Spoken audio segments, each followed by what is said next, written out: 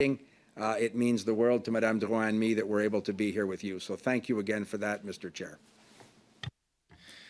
Minister, my pleasure to have you here. Thank you for making the time in your schedule. Mr. Cooper, the floor will be yours for 6 minutes, sir. Thank you, Mr. Chair. Minister LeBlanc, the Globe and Mail reported on May 23rd that the Prime Minister and the Cabinet are withholding an undisclosed number of documents from Madam Justice Hogue, the Commissioner of the Inquiry on Foreign Interference.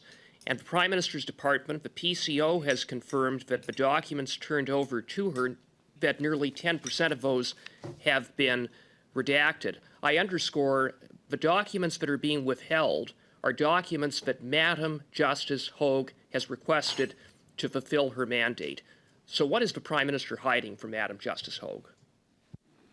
So, Mr. Chair, through you to Mr. Cooper, thank you for the question. The Prime Minister and the government are hiding nothing from the Hogue Commission. The redactions you referred to, and again, if colleagues want technical explanations, Madame Drouin, I'm sure can provide them, but my understanding is those redactions relate to solicitor-client privilege or cabinet confidence, and that is a fundamental principle of our Westminster parliamentary system.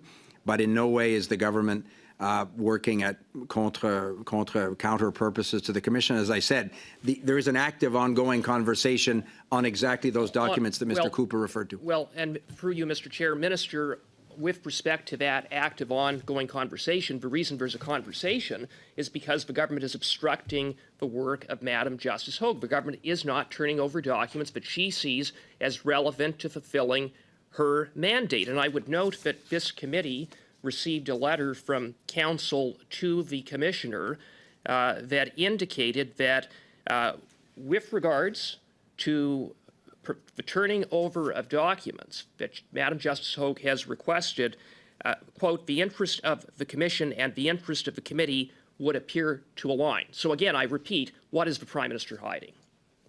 And I'll further ask, would you provide the assurance that at the end of these discussions, Madam Justice Hogue will receive every document that she has requested on an unredacted basis? So, Mr. Chair, our colleague repeated his question. I'll repeat the answer. The government and the Prime Minister are obviously hiding absolutely nothing. We happily set up the Commission with the work and the support of recognized political parties. Mr. Cooper's House Leader, who's a friend of mine, Andrew Scheer, and I worked.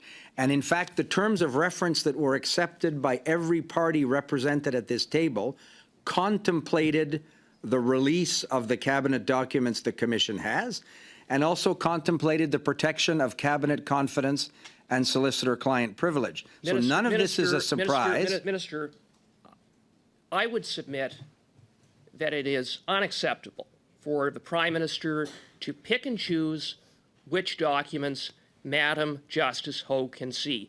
Part of Madam Justice Hogue's mandate is to examine decisions made by the Prime Minister and the Cabinet in respect of foreign interference and what the Prime Minister did or failed to do.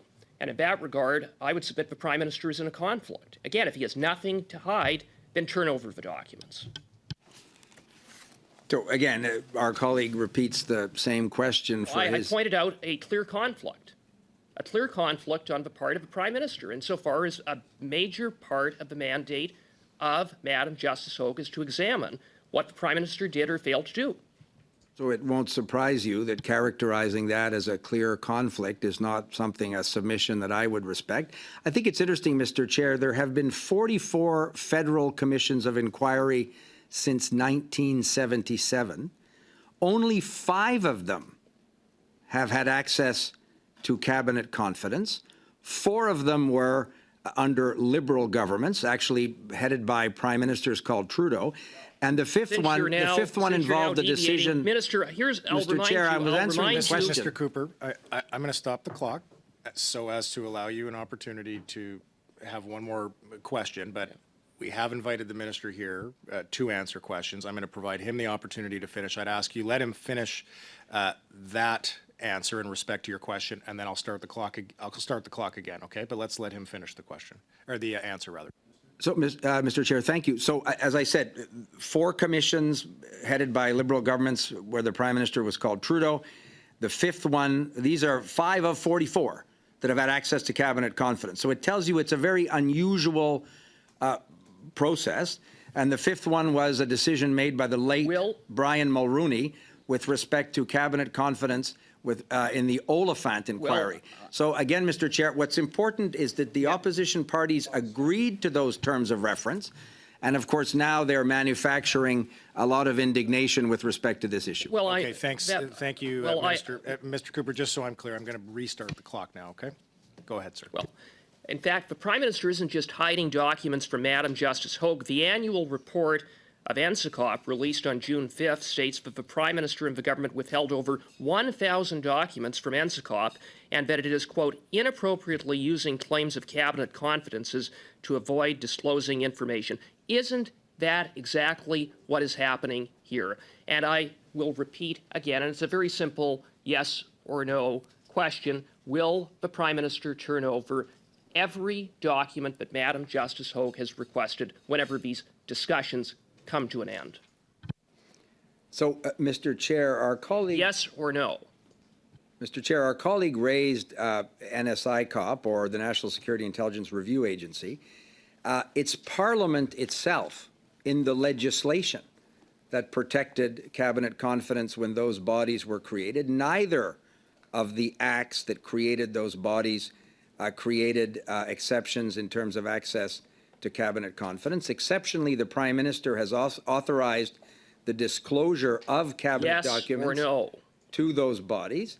And so, Mr. Chair, I can tell our colleague that at the end of the process that is ongoing and is collaborative, and I hope that somebody will ask Madame Drouin, who has insight into those ongoing conversations with the Commission. It would be inappropriate for me, and it's not politicians that decide what documents to react or no. The answer appears to be no, since the Minister has refused, I think, at least 3 times to answer that question. And it's clear that the Prime Minister is conveniently withholding documents from Madam Justice Hogue because he does not want her to be able to fully scrutinize his failures to protect our sovereignty and democracy from Beijing's interference. Thank you, Mr. Cooper. Thank you, Minister. Just because Mr. Cooper keeps asserting the same thing does not make it true. Okay, thank you, Minister. Mr. Cooper, the floor is yours for 5 minutes. Mr. Chair, Minister, now that you've confirmed that a mere 4 cabinet documents have been turned over to Madam Justice Hogue, how many cabinet documents are being withheld from her? Mr. Chair, I don't have the specific number. Those are decisions that perhaps Madame Drouin could elaborate on, but I also think it's a fundamental principle. It was just a simple question. How many documents have been withheld? You can't answer that. I find it astounding that a mere 4 documents have been turned over to Madam Justice Hogue that Madame Drouin said were deemed to be the most relevant. Who determined those documents to be the most relevant? The Prime Minister, the PCO, Madam Justice Hogue? Who determined that? I did with your House Leader, Mr. Cooper, last summer. I don't think that that is accurate. And since that time, Madam Justice Hogue has requested additional documents that are being withheld by your government, documents that go to the heart, potentially, about what the Prime Minister did or didn't do about foreign interference. I'm going to ask you a different question, because we know that you have confirmed when I asked you, by refusing to answer, that the Prime Minister will not turn over all of the documents requested by Madam Justice Hogue. But on another matter of concern, when you appeared at the Public Safety Committee, I asked you twice if you could provide the assurance that no one serving in Justin Trudeau's cabinet is among the MPs named in the NSICOP report who wittingly collaborated with a hostile foreign state. Twice you refused to answer that question, so I'm going to ask you a 3rd time. Can you provide that assurance?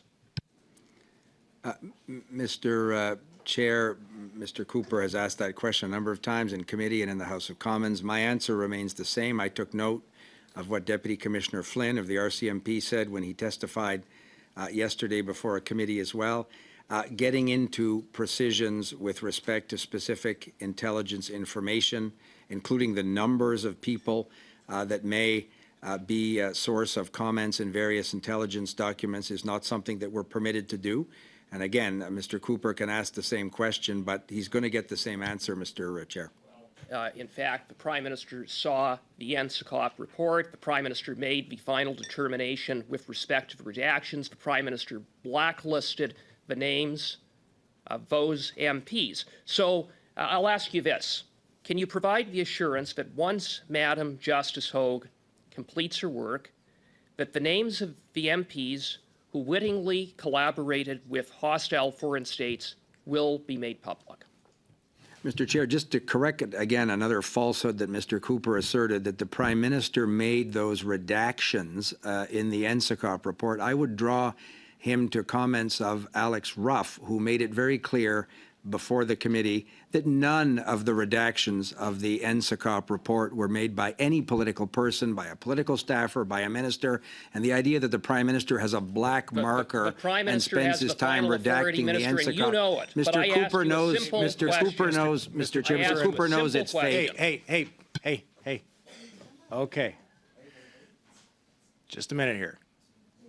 First of all, the interpreters have a job to do. Second of all, there's no quality answer and no quality question that can be given or asked when we can't make out what's being said. I've stopped the clock. Minister, I'm going to give you the floor. If in about the next 15 seconds you can finish that response, Mr. Cooper, there's a minute 21 remaining. You'll have the opportunity to resume your line of questioning. Minister, the floor is yours. So thank you, Mr. Chair. I just think it's important not to assert something in a preamble to a question that's completely inaccurate, that his colleague clarified, and then move on to another question. It doesn't do a service for the public understanding of this issue. Thanks, Minister. I'm going to restart the clock. Minute 21, Mr. Cooper. Minister, answer the question. Can you provide the assurance that once Madam Justice Hogue completes her work, that the names of the MPs who wittingly collaborated with hostile foreign states, or any foreign state for that matter, wittingly and knowingly, will be made public? Mr. Chair, I don't think that it would be appropriate for me to offer legal advice to a Court of Appeal Justice on what would be her obligations in terms of a public report with respect to national security information.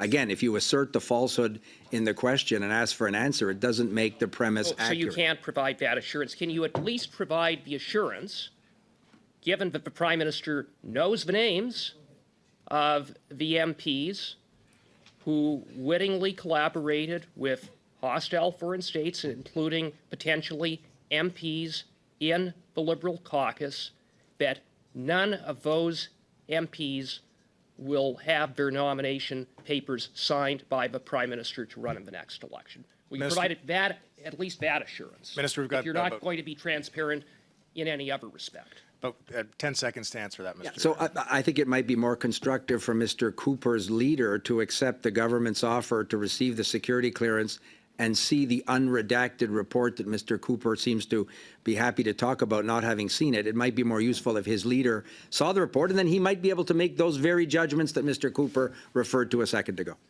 Thank you, Mr. Cooper. Thank you, Minister. Monsieur Berthold, à vous, 5 minutes. Monsieur LeBlanc, fardeau de la 5 minutes. The burden of proof is on the shoulders of the Prime Minister and your government. Why? It's because you've been very nonchalant, at least on 3 occasions. The Prime Minister has refused to listen to the recommendations asking to publish documents or to provide information to MPs. And then secondly, there were lots of different attempts to refuse to answer questions. And then there was the nomination of a special rapporteur that really didn't work, and nobody had confidence in that. And now with Justice Ogg and with the preliminary report, we were quite right in not showing confidence and putting trust in the special rapporteur. And it seems that the most appropriate documents apparently are going to be handed over to Justice Ogg according to the National Security Advisor. But by chance, the most relevant documents are, in fact, the documents that were covered by leaks by Mr. Bob Fife. So the 4 cabinet memoranda were the memoranda that appeared in the press. So, Minister, Do the documents have to be leaked to the press so that they then become relevant for the OG Commission? First of all, Chair, and my friend Mr. Berthold, the answer is no, but I'd like to correct once again something, and Madame Drouin perhaps would like to add something. The leaks that we've seen did not refer to the 4 cabinet documents that we handed over to the Commission. So that really is a mistake. No, it's not a mistake. 4 other documents. There are other documents that should have been handed over, but were not handed over to Justice Ugh, how many documents have been handed over to her, and how many have not been handed over? You've been avoiding that question from the outset, and I'd like to cite Madame Drouin. She said, unfortunately, with the leaks, this has allowed the Commission to be very specific in its requests. So Justice Ogg has very specific documentation requests, and on the other hand, we're hearing that Justice Ogg does not have access to all documents. So, Minister LeBlanc, why is your government so opaque and is not wanting to play this game of transparency to restore Canadians' confidence in the system? Response, Mr. Chair, I see that our colleagues are bursting at laughing with that comment from Mr. Berthold. It was a Liberal colleague who was laughing, says Mr. Berthold. He knows very well, Mr. Chair, that we've acted in good faith and we've been very transparent with the OG Commission. But, Chair, do you see the type of confusion that creeps in here? Mr. Berthold has asserted that these were cabinet documents that appeared in the press. In fact, they were documents from the security agencies that were covered by these leaks. And 46,000 documents of this type have already been handed over to the OG Commission. So there's a great deal of confusion, it seems, between the highly classified intel documents and, on the other hand, a few documents, as Mr. Harper already maintained as well during his time in government, that they're covered by cabinet confidence. Minister, I'll give the floor to Mr. Berthold. Thank you very much. So it's not time to talk about Mr. Harper. We're talking about you. We're talking about your government that from the outset has done everything it can to stop shedding light on foreign interference and has been covering up names and reported and is not taking action. And you're saying that these are documents that were not for the cabinet, but unfortunately the national security agencies wanted these documents to be read by the cabinet, Mr. LeBlanc. That's where the confusion started. How can we trust the Liberals currently with that? We want to have confidence in Justice Ogg's report. So why are you refusing to give her access to all of the documents that she is requesting? Response, Mr. Chair, that's another example of this type of confusion. Our colleague, Mr. Berthold, is seen camouflaging, covering up the names, but following criminal legislation kind of doesn't mean that we're exactly camouflaging names. And then he refers to a parliamentary report. The Conservatives voted against the creation of the National Security Intelligence Committee parliamentarians. The former government didn't set up any measures to bring about transparency, as we have seen right away in this very conversation today. And then to round off, Chair, I have full confidence in the work undertaken by Justice Ogg, and I have full confidence that her report is going to shed light and restore confidence for Canadians and give possible solutions to the government, and I hope also to the Parliament, to further reinforce our measures to counter foreign interference, as we've done since we came into power. Mr. Berthold, just a few seconds left. Mr. Berthold, just to specify something. The national report from NSICOP, which was published on the 5th of June, clearly stated that the Prime Minister and the government have withheld 1,000 documents from the committee by saying, or by using in an appropriate way, cabinet confidences to avoid to render public this information. That's exactly what NSICOP said. And Mr. LeBlanc, the confusion is on your side. I think with everything we've seen over the last 2 or 3 years in terms of foreign interference, I think it's time to tidy up things and fully